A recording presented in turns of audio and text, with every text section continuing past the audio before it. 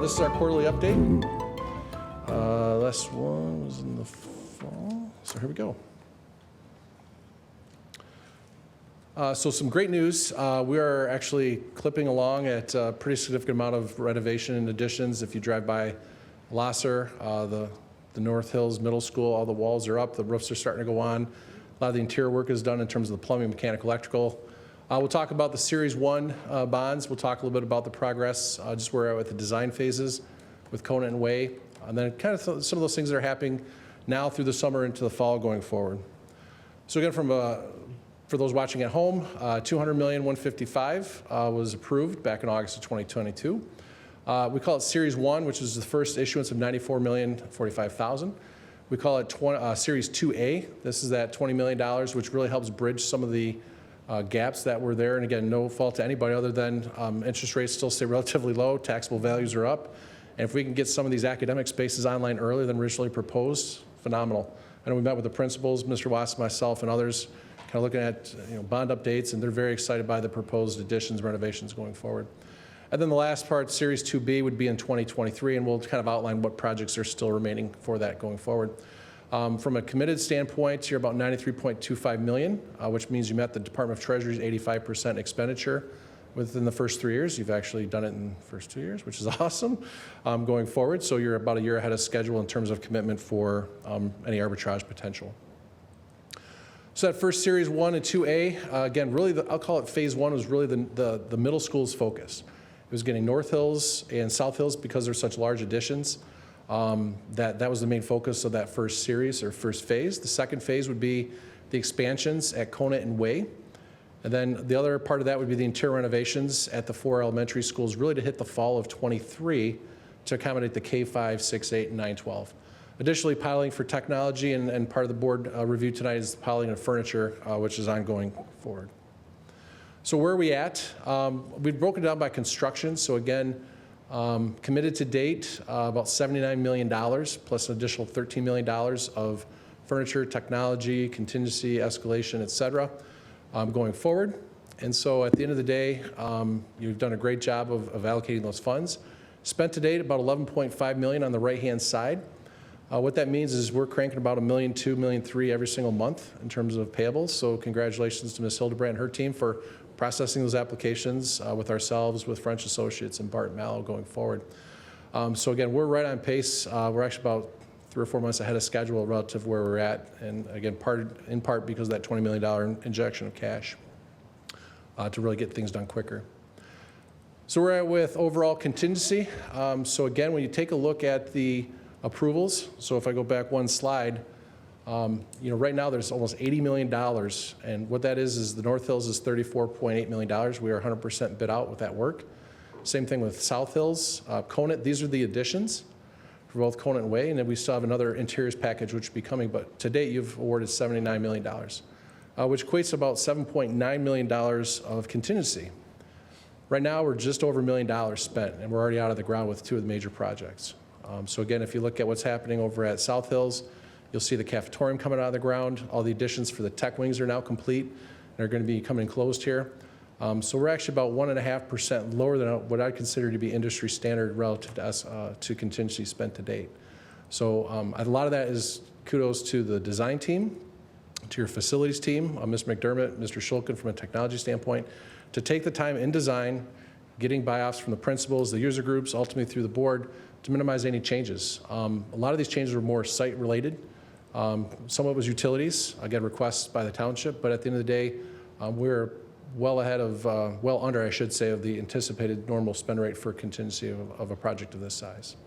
So, Paul, before you go on, so the last time you gave us an update and we had a similar kind of schedule shown to us, I think we had 0 contingency used, and now we got about 640, but yes, 640, but yes. What's a few $100,000? I thought you might ask, so I wrote that down. I seem to remember you said that by the time, because we're, number one, out of the ground, that the use of contingency should be going down because of that, because most of the contingency is when you're doing, below ground work. But also that by the summer, June, July timeframe, you might be at a point of being able to release some of this contingency or moving it from as I remember, possibly moving from construction contingency or an FF&E down to, because owner's contingency is That's our money. unallocated money, correct, yeah. We call it program reserve or owner contingency, correct. so that, will you be coming to us with a recommendation over the next number of months of moving some of the contingency money down into owner's contingency? Yeah, so the way the contracts work is actually start off with a 10% contingency, and then there's a percentage that gets taken off once you come out of the ground, once you get enclosed. The challenge we have is we've got 6 different sites, so each site is going to be a little bit different in terms of speed. I would think that through the summer months we'll be able to again update that 2.658. When we first started, that was 0. I think our first FFLA was just under $1 million. Now it's about 2.65. What, all right, so what, between the last update and now, is it still? It's got was about it $400,000. 400, so it was maybe 2.2, and now it's Correct. 2.6. Okay. Yep. So And you'll again, keep this is on just moving it down. Yeah, this is just efficiently running programs. Again, doing great due diligence on design, working with a great design team, great construction manager, and again, still doing great quality. I mean, like I said, we're not cutting corners to get things done quicker, just get things done right. So that million out of the $7.8 million right now, there's 1.75 or 1.74 million that has been spent. So to your point, what's another 2.5% represent once it's enclosed? We'll be able to provide that in that summer month time frame. So could maybe in the next update or so, if the board thinks this might be useful, kind of give us a track of that owner contingency, because that's really We could show you, yeah. our money. I mean, Absolutely. The other ones are your money and Jake's money in terms of handling engineer or field changes. But the owner contingency, that's what we as an organization can then utilize for possibly other things. Yeah, that's why it's important, I think, when you take a look at the overall budget. Again, it's like where we have this budget to actual. So again, if you go back to the previous slide, we're tracking very well. And again, you'll have more needs than you have funding for. And that's part of that 10-year capital plan update, which we'll talk Exactly. about here in the April timeframe. I'm trying to put all those Yep. pieces together. Thank you. You bet. So progression-wise, again, this was a picture the last snow we had, which was like 2 weeks ago. But you can see a lot of the exterior walls are up. A lot of the interior improvements are done. Actually, we've had a chance to actually dive into the details with furniture integration for special education, for the media centers. The new pool, if you've ever seen an excavator inside a pool room, it's awesome. They've got all the foundations taken out, the tunnels, and they're rebuilding all that systems back in place. That extra phase 2A, if you will, actually is going to help complete that pool by the fall of 23 versus 6 months previously that was originally thought. So again, that's one of those major impacted spaces. That'd be great for the community. Have they done the excavation of the pool? I'm sorry? Have they done the excavation of the pool? Yeah. Because that's where we ran into some issues with the high Like school. I said, they've pinned the foundations a couple months ago. It's awesome to see an excavator inside a building just tearing a pool apart. So, Wonderful. You'll see a lot of the roofing. So if you drive by Gloucester, you see the roofing insulation membranes. The challenge a lot of neighboring districts had at their capital was they didn't get ahead of the curve. So working with Bart and Mal, we did some pre-purchase early to actually have all the material on site, which actually helps avoid cost escalation. And then mechanical, electrical, plumbing. There's still 85, 90,000 square feet of existing space as we go through it. So total program, about $55.2 million.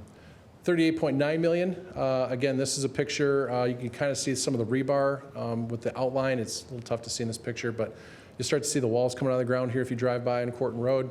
The science classroom additions on the north end are all blocked up and well on their way to be done actually for the fall of this fall, which is fall of 22. I just confirmed that with Bart and Mel this morning at our OAC meeting. Again, special education technology, just worked with Randy, Jen, and her team to really start allocating interior spaces. So again, planning how do you transition from a K4, K5 building for the next year and a half, ultimately to a K5 going forward. The athletic turf actually was installed previously, actually a year and a half early because of insurance. And then lastly, just mechanical roofing, plumbing. So again, about $38.9 million for this program. Can I ask, Pat, is any of this construction inhibiting any of the student drop-off, student pickup, any of the actual activities going on in BH? Traffic's been a challenge, and we've worked to solve that as best as possible. We had to remove, I believe, it's two tennis courts.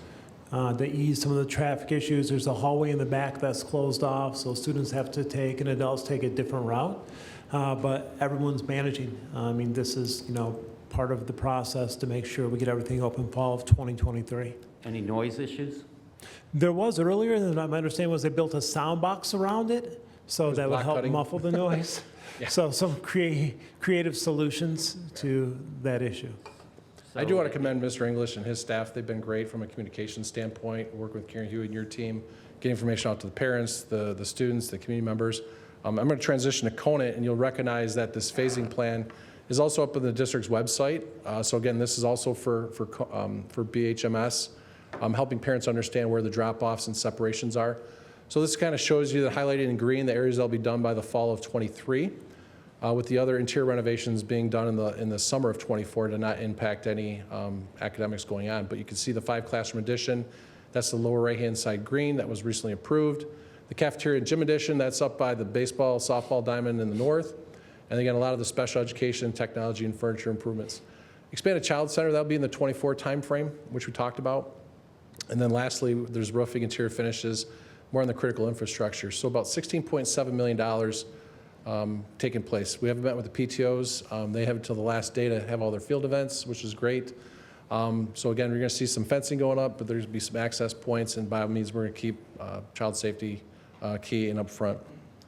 Transition to Way Elementary, about $12.4 million. A little bit tighter site, but you can kind of see contractor parking up front. But we are providing additional parking kind of in the northeast, which you see there in green to offset that. And then the two additions, the 5-classroom addition there in the lower right-hand side, the upper right-hand side would be the cafeteria gym addition. Again, those spaces will be done by the fall of '23, with the other interior improvements being done in the summer of '24. So design-wise, where are we at with the interiors, which we just talked about? We call this Bid Pack 6, I believe. We literally had our first design meeting with principals and users for Conant and Way. We've got those scheduled for Eastover and Lone Pine here in the next month, but it's really to go through the bond scope. If you remember those blue bond sheets, it's going through to make sure we're tasking each of those, updating the cost models accordingly. We'll be providing board updates really through the summer. We have a schematic design and a design development estimate, which we want to present to the board. And then ultimately, we'll be in the bidding process, in late '22, early '23, with that construction again commencing in '23 and also the summer of '24 going forward. So a lot of great activities. Again, taking the time with the design team, with the user groups, to make sure that we're not changing things as we start construction. So kind of going forward, we talked about Series 2, so remember that bridge of gap funding. It's going to take care of the North Hills Pool addition. Some of those interior renovations, both at Eastover and Lone Pine. So you think of like the kindergarten classes. Again, there's some interior renovations that'll be taking place to keep that cohort together. And then you also have the design commencement for what's happening at the high school. So a lot of exciting activities at the high school. We'll want to bring that back through the design team, through the board, as we go through that process here. And then ultimately, technology and furniture. That's a repetitive kind of throughout the entire bond program. As we renovate spaces, we want to get the technology, teaching walls in place, the furniture in place going forward. And then kind of phase 3, phase 4 is kind of the other support spaces. So the Bowers Farm International Academy, Wing Lake Nature Center, Eastover Childhood, which again really be, they're able to take the PK level in '24, but some of those renovations will take place in the summer of '25, again, because of the cash flow with this last series. And then ultimately, transportation, bus garage, we still know that's a conversation point.